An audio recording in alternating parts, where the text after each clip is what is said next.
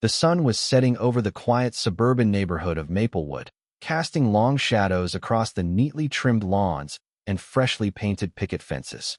It was the kind of place where everyone knew each other, or at least pretended to. Children rode their bikes down the cul-de-sac, and the occasional dog barked in the distance. But beneath the surface of this idyllic community, tensions simmered. Michael Carter, a 42-year-old software engineer, had lived in Maplewood for nearly a decade.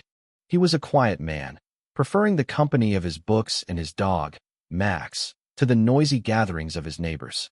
That Saturday afternoon, he had spent hours in his garage, organizing tools and preparing for the winter. As he wiped the grease from his hands and admired his work, he felt a sense of satisfaction. The garage was spotless, the lawn was mowed, and the trash cans were neatly lined up by the curb. Everything was in order. Just as he was about to head inside, Michael noticed movement out of the corner of his eye. He turned to see his neighbor, Linda Harper, standing on her porch, arms crossed, staring at him with an intensity that made him uneasy. Linda had always been a bit odd. She was the kind of person who seemed to know everyone's business but never shared her own. Michael had tried to be friendly when he first moved in, but Linda's cold demeanor had made it clear that she wasn't interested in small talk. Today, however, Linda's gaze felt different. It wasn't just curiosity, it was suspicion. Michael shrugged it off, assuming she was just being her usual self. But as he pressed the button to close the garage door, Linda stepped off her porch and began walking toward him with purpose. "Michael," she called out, her voice sharp and accusatory. "What are you doing?" Michael paused, confused. Just closing my garage." "What?" Linda's eyes narrowed as she approached. "I've seen you out here all afternoon, messing around with your tools. What are you really up to?" Michael blinked, taken aback. "I'm just getting ready for winter. You know, normal homeowner stuff." Linda crossed her arms, her lips pursed in disapproval. "Normal? You call this normal? I've lived in this neighborhood for 20 years, and I've never seen anyone spend so much time in their garage. You're up to something, and I'm going to find out what it is." Before Michael could respond, Linda pulled out her phone and began dialing. His stomach dropped as he realized what was happening. 911. "What's your emergency?" The dispatcher's voice crackled through the phone. "There's a suspicious man in my neighborhood," Linda said, her voice dripping with urgency. "He's been lurking around all day, and I don't trust him. You need to send someone right away." Michael's heart raced as he tried to process what was happening. He had never had any issues with his neighbors before. Sure, Linda had always been a bit standoffish, but this was something else entirely. He felt a knot of anxiety tighten in his chest as he waited for the police to arrive. The police arrived within minutes, their squad car pulling up to Michael's driveway with a screech of tires. Two officers stepped out, their eyes scanning the scene before landing on Michael. He felt a surge of panic but forced himself to remain calm. "Is everything okay here?" the first officer, a tall man with a stern expression, asked.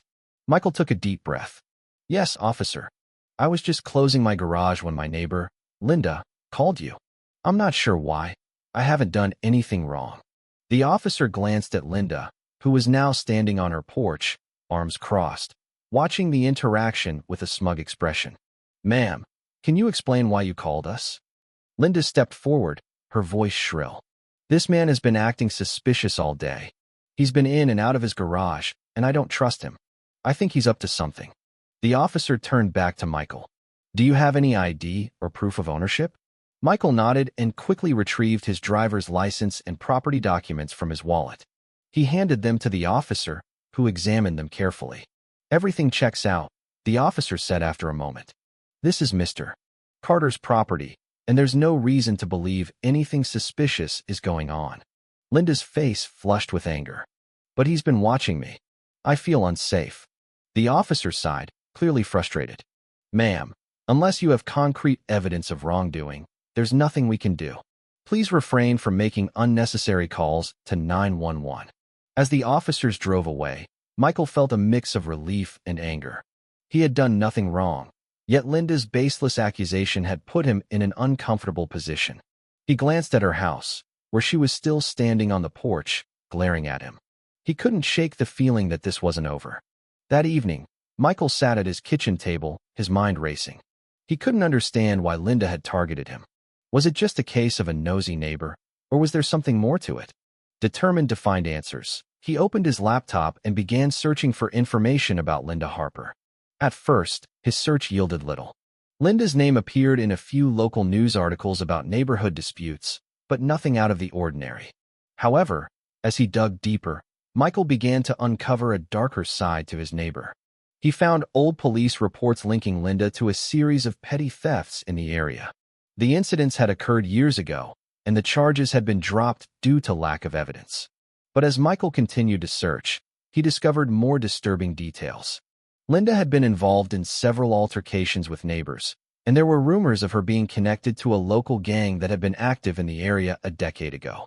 Michael's heart pounded as he read through the reports. Linda wasn't just a difficult neighbor, she had a history of criminal behavior. He found mentions of assault charges, fraud, and even ties to organized crime. Much of her record had been expunged, but the pieces of the puzzle were starting to come together. The more Michael read, the more he realized that Linda's harassment wasn't random. It was calculated. She had a pattern of targeting people she perceived as threats, using fear and intimidation to control those around her. Michael knew he had to do something before things escalated further. The next morning, Michael was outside, bringing in the trash cans after the weekly pickup. He couldn't shake the feeling that Linda was watching him, and sure enough, she emerged from her house, storming toward him with a look of pure rage. "You've been spying on me," Linda shouted, her voice trembling with anger. "I saw you looking at my house yesterday. You're trying to intimidate me." Michael held up his hands, trying to stay calm. "Linda, I'm just taking out the trash. I'm not spying on you." But Linda wasn't listening.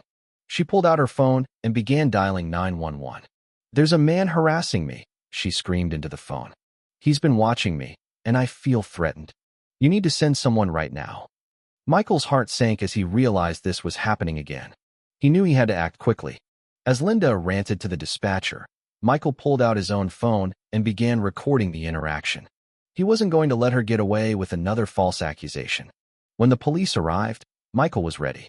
He calmly explained the situation, showing the officers the recording of Linda's outburst. He also handed over the documents he had found about her criminal past. The officers listened carefully, their expressions growing more serious as Michael laid out the evidence. When they turned to confront Linda, she immediately became defensive, denying everything and accusing Michael of lying. But her facade began to crumble when the officers pressed her, and she eventually let slip a series of racial slurs directed at Michael. The officers' expressions darkened. "Ma'am, we're placing you under arrest for filing false police reports, harassment, and hate speech," one of them said, handcuffing Linda as she screamed in protest. As Linda was led away in handcuffs, Michael felt a wave of relief wash over him. The truth had finally come to light, and justice had been served. The neighborhood, once silent in the face of Linda's intimidation, began to speak out. Neighbors who had been too afraid to confront her now rallied behind Michael, offering their support and gratitude. In the weeks that followed, more details about Linda's criminal activities came to light. Investigators uncovered evidence of her involvement in fraud schemes, violent incidents, and a history of racial discrimination. Her reign of terror was over, and the community began to heal. Michael stood on his porch, watching as the sun set over Maplewood. He had faced down a toxic force and emerged victorious. The neighborhood was peaceful once more, and Michael knew that he had made a difference. The battle had been long, but it was worth it. The news of Linda Harper's arrest spread through Maplewood like wildfire. For years, she had been a looming presence in the neighborhood, her sharp tongue and intimidating demeanor keeping most people at bay. But now, with her gone, the community began to breathe a collective sigh of relief. Neighbors who had once avoided eye contact with Michael now greeted him with smiles and nods of gratitude. It was as if a dark cloud had been lifted. Michael, however, couldn't fully relax. He knew that Linda's arrest was just the beginning. Her history of criminal behavior and her ties to organized crime suggested that there were deeper layers to her story, layers that could still pose a threat to him and the neighborhood. He couldn't shake the feeling that someone, somewhere, might come looking for revenge. A few days after Linda's arrest, Michael received a visit from Detective Sarah Morales, the lead investigator on Linda's case. She was a no-nonsense woman in her late 30s, with sharp eyes and a demeanor that exuded authority. She arrived at Michael's doorstep early one morning, holding a folder filled with documents. "Mr. Carter," she began, "we've been digging into Linda Harper's background, and we've uncovered some disturbing details. I thought you should know." Michael invited her inside, and they sat at his kitchen table. Detective Morales opened the folder and spread out several documents, including photos, police reports, and financial records. Linda Harper wasn't just a disgruntled neighbor, Morales explained. She was part of a larger network, a group of individuals involved in fraud, money laundering, and even drug trafficking. They've been operating under the radar for years, using small suburban neighborhoods like Maplewood as cover. Michael's eyes widened as he scanned the documents. "Are you saying there are more people like her in this neighborhood?" Morales nodded. "It's possible. We're still piecing everything together, but it's clear that Linda was just one piece of the puzzle. We believe she was working with at least 2 other individuals who are still at large. They might see you as a threat, especially since you were the one who exposed her." Michael felt a chill run down his spine. "What should I do?" "Be vigilant," Morales advised. "Keep an eye out for anything suspicious. And if you notice anything, strange cars, unfamiliar faces, anything at all, don't hesitate to call us." The days that followed were tense. Michael found himself constantly looking over his shoulder, his senses on high alert. He installed security cameras around his property and made sure to keep his doors locked at all times. Max, his loyal dog, seemed to sense his unease and stayed close by his side. One night, as Michael was settling in for bed, he heard a noise outside. It was faint, but unmistakable, the sound of footsteps on gravel. He grabbed his phone and quietly made his way to the window, peering out into the darkness. At first, he saw nothing. But then, a shadow moved near the edge of his property. His heart raced as he dialed Detective Morales' number. "Someone's outside my house," he whispered. "I think they're watching me." "Stay inside," Morales instructed. "We're on our way." Minutes later, 2 patrol cars pulled up to Michael's house, their lights flashing. The officers searched the area, but found no one. However, they did discover footprints near the fence and a cigarette, but that had been recently extinguished. "Whoever was here is gone now," one of the officers told Michael. "But it's clear someone was watching your house. We'll increase patrols in the area, but you need to be careful." Michael nodded, his mind racing. He knew that Linda's associates were out there, and they were sending him a message. They hadn't forgotten about him. The next morning, Michael decided to take matters into his own hands. He couldn't just sit around waiting for something to happen. He needed to be proactive. He reached out to a private investigator named Jack Thompson, a former police officer with a reputation for getting results. Jack arrived at Michael's house later that day, a tall, broad-shouldered man with a weathered face and a no-nonsense attitude. Michael explained the situation, and Jack listened intently, taking notes. "This is serious," Jack said when Michael finished. "If Linda's associates are after you, they won't stop until they've sent a clear message. We need to find out who they are and what they're planning." Over the next few days, Jack began his investigation. He interviewed neighbors, reviewed security footage, and dug into Linda's past. Slowly, a picture began to emerge. Linda had been working with 2 men, a former convict named Victor Russo and a shady businessman named Richard Grayson. Both had ties to organized crime and were known for their ruthless tactics. "These guys are dangerous," Jack warned Michael. "If they're targeting you, it's because they see you as a threat. We need to be careful." As Jack continued his investigation, Michael received an anonymous letter in the mail. It was short and to the point. "Back off, or you'll regret it." Michael showed the letter to Jack, who immediately recognized it as a warning. "They're trying to scare you," Jack said. "But we can use this to our advantage." Jack devised a plan to lure Linda's associates out of hiding. He and Michael would set up a fake meeting, making it seem like Michael was willing to negotiate. Meanwhile, Jack would have a team of undercover officers ready to move in. The plan was risky, but Michael agreed. He couldn't keep living in fear. It was time to take a stand. The meeting was set for a secluded park on the outskirts of town. Michael arrived first, his heart pounding as he waited. Minutes later, a black SUV pulled up, and 2 men stepped out. Michael recognized them from the photos Jack had shown him: Victor Russo and Richard Grayson. "You've been causing us a lot of trouble," Victor said, his voice low and menacing. "We don't like trouble." Michael forced himself to stay calm. I don't want any trouble either. That's why I asked to meet. Victor smirked. Smart move. But here's the thing.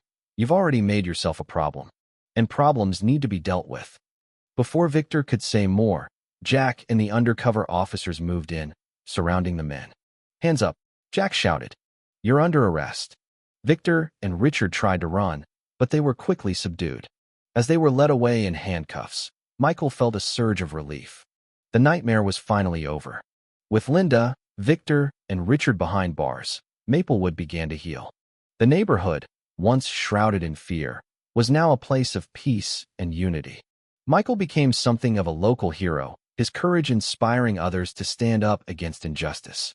Detective Morales and Jack Thompson continued their investigation, uncovering more about the criminal network that had been operating in the area. It turned out that Linda and her associates had been using Maplewood as a base for their operations, exploiting the quiet suburban setting to avoid suspicion.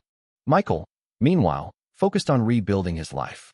He started a neighborhood watch program, determined to ensure that nothing like this could happen again. He also began to reconnect with his neighbors, forming bonds that had been impossible under Linda's reign of terror.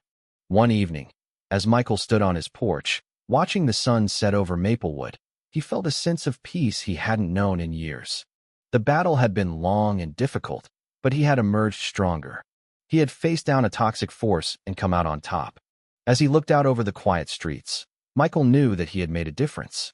The shadows that had once loomed over Maplewood were gone, replaced by the warm glow of a community united. And for the first time in a long time, Michael felt truly at home.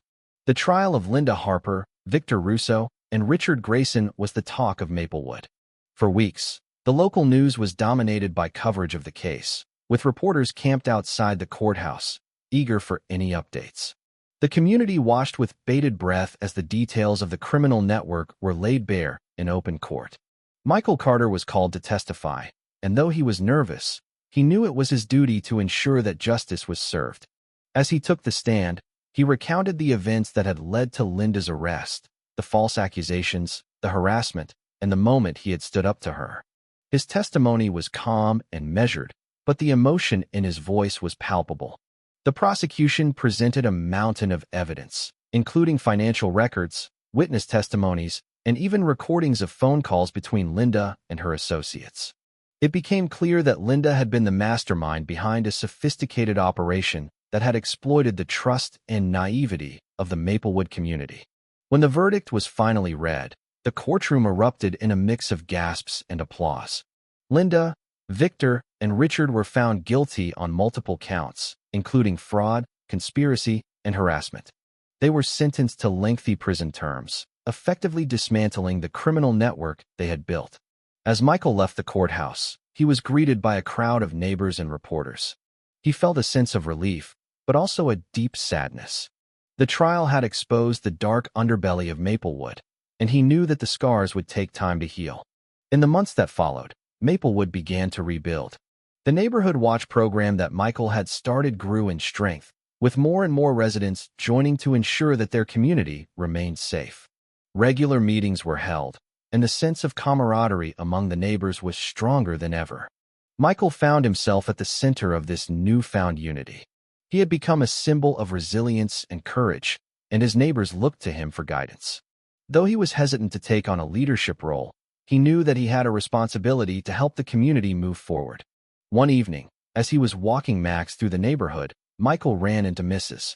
Henderson, an elderly woman who had lived in Maplewood for over 40 years.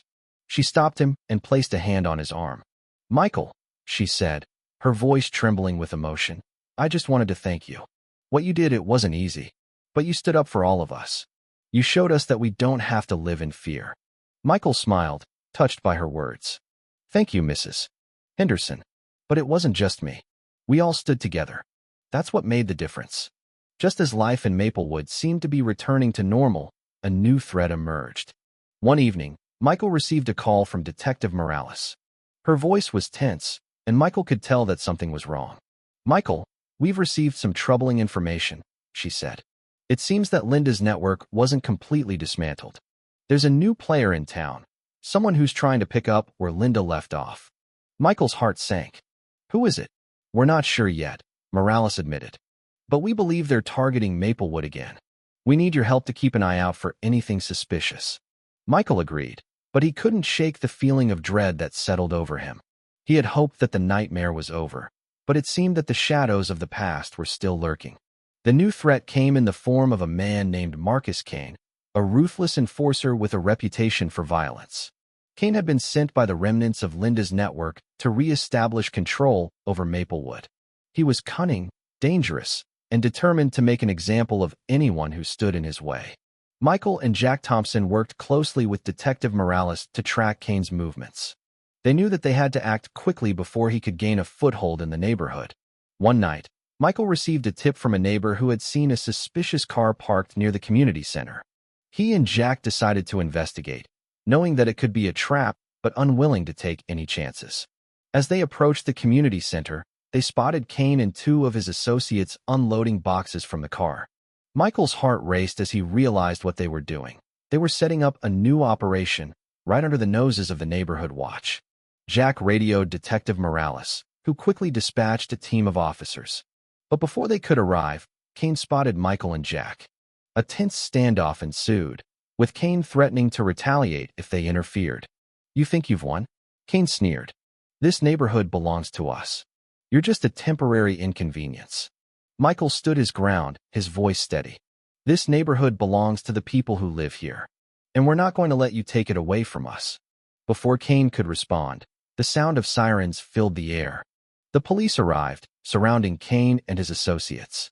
A brief struggle ensued, but Kane was quickly subdued and arrested. With Marcus Kane behind bars, the threat to Maplewood was finally over. The community breathed a collective sigh of relief, knowing that they had faced down danger and emerged victorious. Michael stood on his porch, watching as the sun rose over the neighborhood. The events of the past year had changed him in ways he couldn't fully articulate. He had faced fear, loss, and betrayal, but he had also found strength, courage, and a sense of purpose. As he looked out over the quiet streets, Michael felt a deep sense of gratitude. Maplewood was more than just a neighborhood. It was a community, a family. And he knew that, no matter what challenges lay ahead, they would face them together. The shadows that had once loomed over Maplewood were gone, replaced by the warm glow of a new dawn. And for Michael Carter, that was enough. Years later, Michael's story became a legend in Maplewood. The neighborhood watch program he had started continued to thrive, and the community remained vigilant, ensuring that no one could ever exploit their trust again. Michael, now in his 50s, had become a mentor to younger residents, teaching them the importance of standing up for what was right.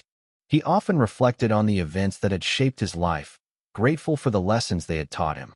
One evening, as he sat on his porch with Max by his side, Michael received a letter from a young girl in the neighborhood. It read, "Dear Mr. Carter, thank you for showing us that we don't have to be afraid. Because of you, I know that I can stand up to anything. You're my hero." Michael smiled, his heart full. He had never set out to be a hero, but he had learned that courage wasn't about being fearless.